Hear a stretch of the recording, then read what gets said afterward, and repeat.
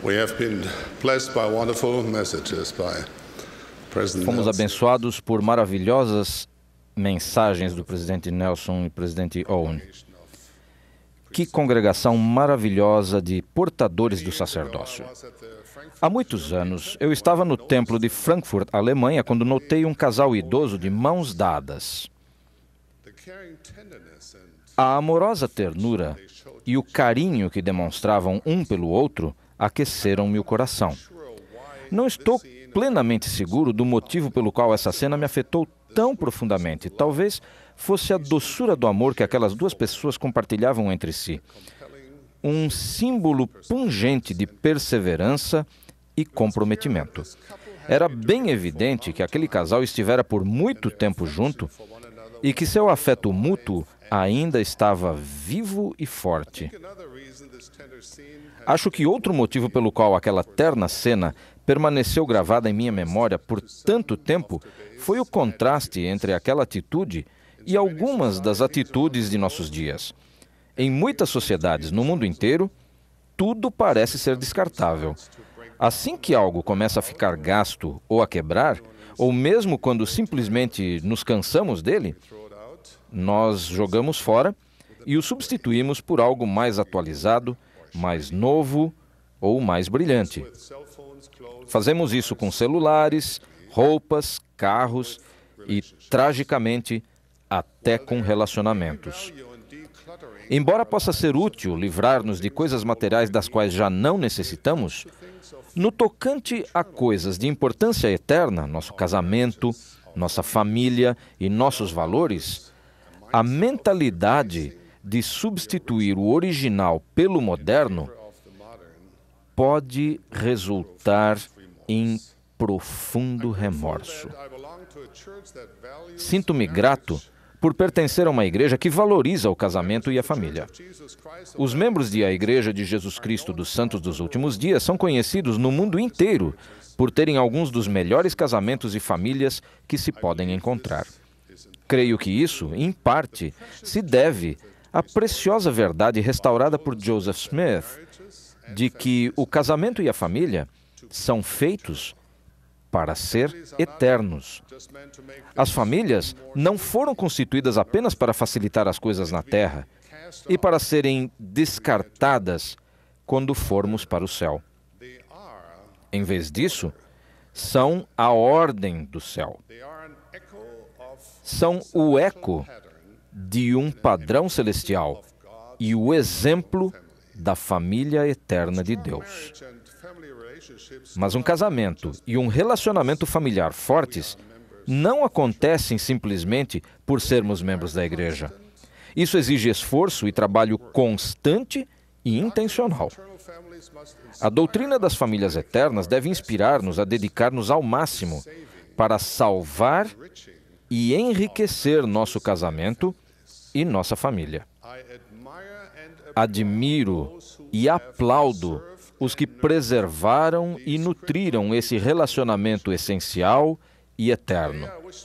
Hoje, quero louvar aqueles que salvam. Ao longo dos anos, realizei a ordenança de selamento para muitos casais amorosos e esperançosos.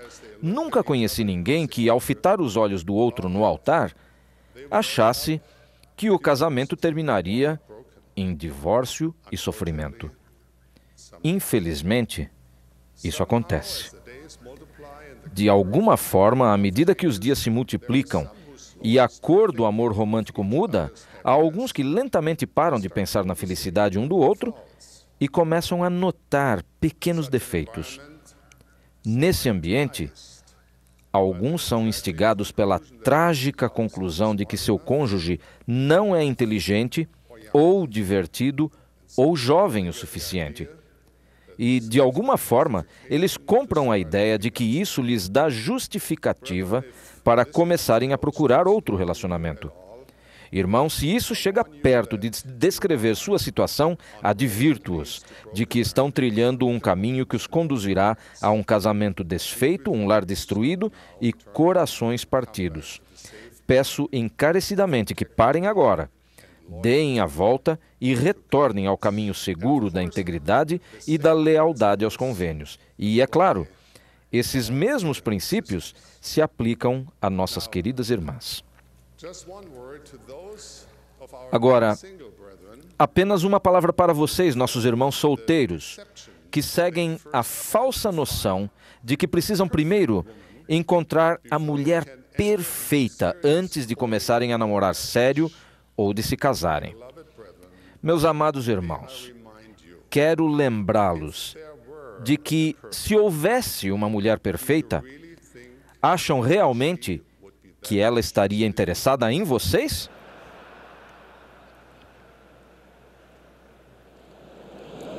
In God's plan of happiness, no plano de felicidade de Deus, não devemos procurar alguém perfeito, mas uma pessoa com quem, ao longo de toda uma vida, possamos nos esforçar juntos para criar um relacionamento amoroso, duradouro e mais perfeito.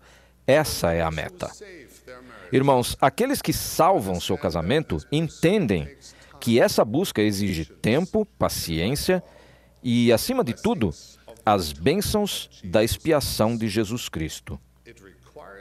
Exige que sejam longânimes, que sejam bondosos, que não invejem, que não busquem seus próprios interesses, que não sejam facilmente provocados, que não pensem mal e que se regozijem na verdade. Em outras palavras, exige caridade, o puro amor de Cristo. Tudo isso não acontece num instante. Os casamentos excelentes são edificados tijolo por tijolo, dia após dia, ao longo de toda uma vida. E essas são boas notícias, porque não importa o quanto seu relacionamento seja monótono no presente, se continuar acrescentando cristais de bondade, compaixão, atenção, sacrifício, compreensão e abnegação, no final, uma poderosa pirâmide começará a ser erguida. Pode parecer que vai levar uma eternidade, mas se lembrem de que o casamento é para durar para sempre. Portanto, não vos canseis de fazer o bem, porque estáis lançando o alicerce de um grande casamento. E de pequenas coisas provém aquilo que é grande. Pode ser um trabalho gradual, mas não tem que ser triste.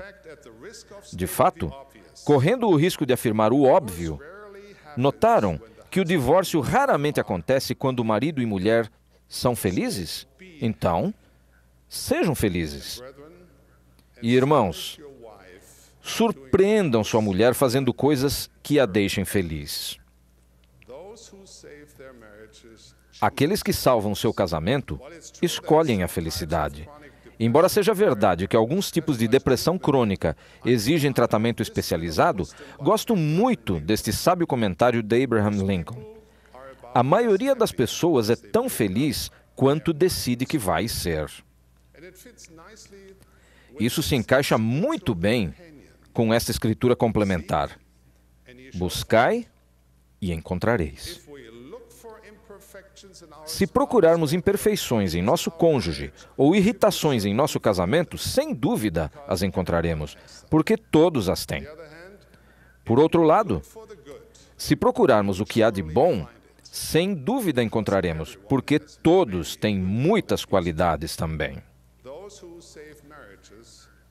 Aqueles que salvam o casamento descartam as ervas daninhas e regam as flores.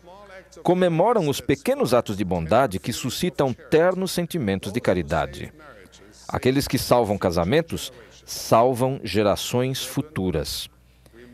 Irmãos, lembrem por que se apaixonaram. Esforcem-se a cada dia para tornar seu casamento mais forte e mais feliz. Meus queridos amigos, façamos o melhor que podemos para sermos contados entre aquelas almas santificadas e felizes que salvam seu casamento.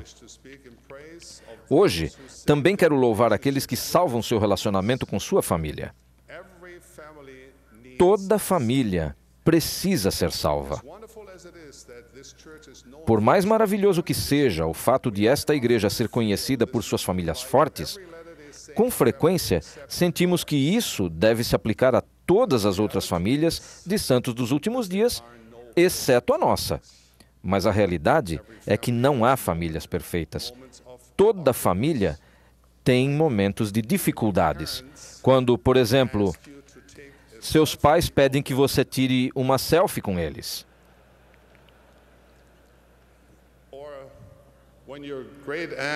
Ou quando a sua tia-avó insiste em dizer que você ainda está solteiro porque é muito exigente. Ou quando o seu teimoso cunhado acha que os pontos de vista políticos dele são os pontos de vista do Evangelho. Ou quando seu pai resolve tirar uma foto da família com todos vestidos como os personagens de seu filme favorito. E você acaba tendo que vestir a fantasia do Chewbacca. As famílias são assim. Podemos compartilhar o mesmo conjunto de genes, mas não somos iguais uns aos outros. Temos um espírito singular. Somos influenciados por nossas experiências de maneiras diferentes. E, como resultado, cada um de nós é diferente.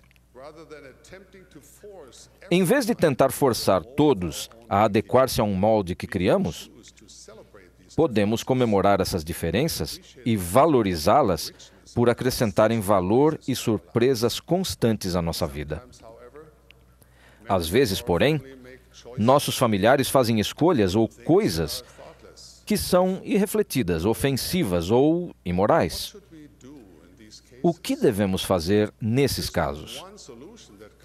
Não há uma solução que cubra todas as situações. Aqueles que salvam sua família são bem-sucedidos porque se aconselham com o cônjuge e com os familiares, buscam conhecer a vontade do Senhor e ouvem os sussurros do Espírito Santo. Sabem que o que é certo para uma família pode não ser para outra. No entanto, há uma coisa que é certa em todos os casos. No livro de Mórmon, lemos a respeito de um povo que havia descoberto o segredo da felicidade. Por várias gerações, não havia contendas. E certamente não poderia haver povo mais feliz entre todos os povos criados pela mão de Deus. Como eles fizeram isso? Em virtude do amor a Deus que existia no coração do povo. Sejam quais forem os problemas que sua família esteja enfrentando, seja o que for que você precise fazer para solucioná-los, o princípio e o fim da solução é a caridade, o puro amor de Cristo. Sem esse amor, até as famílias aparentemente perfeitas enfrentam dificuldades. Com ele, até as famílias com muitos problemas têm sucesso. A caridade nunca falha. Isso é verdade para salvar casamentos. Isso é verdade para salvar famílias. O grande inimigo da caridade é o orgulho. Esse é um dos maiores motivos pelos quais os casamentos e as famílias enfrentam dificuldades. O orgulho se irrita facilmente, é rude e invejoso. O orgulho exagera sua própria força e ignora as virtudes dos outros. O orgulho é egoísta e facilmente provocado. O orgulho suspeita de más intenções onde elas não existem e esconde suas próprias fraquezas sob pretextos falsos. O orgulho é cínico, pessimista, zangado e impaciente. De fato, se a caridade é o puro amor de Cristo, então o orgulho é a característica marcante de Satanás. O orgulho pode ser uma falha humana muito comum, mas não faz parte de nosso legado espiritual e não tem lugar em meio aos portadores do sacerdócio de Deus. A vida é curta, meus irmãos. O remorso pode durar muito tempo. Algumas vezes, ele tem repercussões que ecoam por toda a eternidade. O modo como tratam sua esposa, seus filhos, seus pais ou seus irmãos pode influenciar as próximas gerações. Que legado querem deixar para a sua posteridade? Um legado de vingança? Rispidez? Retaliação? Raiva? Medo? Ou um legado de amor, humildade, perdão, compaixão e crescimento espiritual? Todos precisamos lembrar que o juízo virá sem misericórdia sobre aquele que não usou de misericórdia. Peço que, pelo bem de seus relacionamentos familiares, pelo bem de sua alma, por favor, sejam misericordiosos, porque a misericórdia triunfa sobre o juízo. Deixem o orgulho de lado. Pedir perdão sinceramente a seus filhos, sua esposa, sua família ou seus amigos não é um sinal de fraqueza, mas sim de força. Será que estar certo é mais importante do que promover um ambiente de crescimento, cura e amor? Construam pontes, não as destruam. Mesmo que não seja sua culpa, e talvez especialmente quando a culpa não for sua, deixem que o amor vença o orgulho. Se fizerem isso, sejam quais forem as adversidades que enfrentarem, elas vão passar, e graças ao amor de Deus em seu coração, as contendas desaparecerão. Esses princípios de salvação dos relacionamentos se aplicam a todos nós, quer sejamos casados, divorciados, viúvos ou solteiros. Todos podemos ser salvadores de famílias fortes.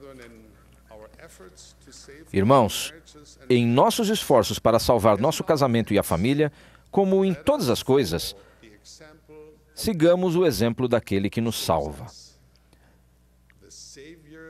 O Salvador, com grande amor do mal, nos resgatou. Jesus Cristo é nosso Mestre. Sua obra é nossa obra. É uma obra de salvação e começa em nosso lar. O amor que está no cerne do plano de salvação é abnegado e busca o bem-estar dos outros. Esse é o amor que o Pai Celestial tem por nós. Ao seguirmos o exemplo do amor do Salvador, Ele, sem dúvida, vai abençoar-nos e fazer-nos prosperar em nossos esforços justos de salvar nosso casamento e fortalecer nossa família. Que o Senhor os abençoe em seu empenho incansável e justo de serem contados entre aqueles que salvam. Essa é minha oração e a minha bênção, em nome de Jesus Cristo. Amém.